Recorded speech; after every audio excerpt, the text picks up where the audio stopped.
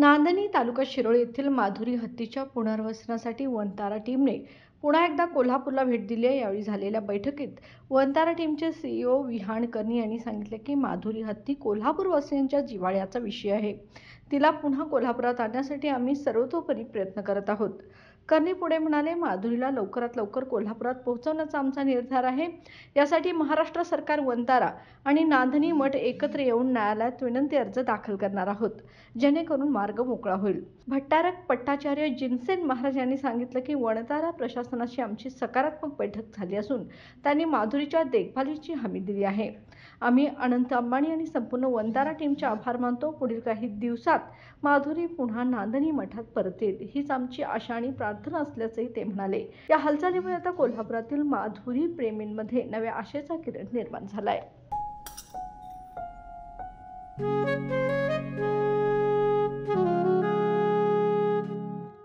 बाबा, आज येताना बासुंदी घेऊन या ना।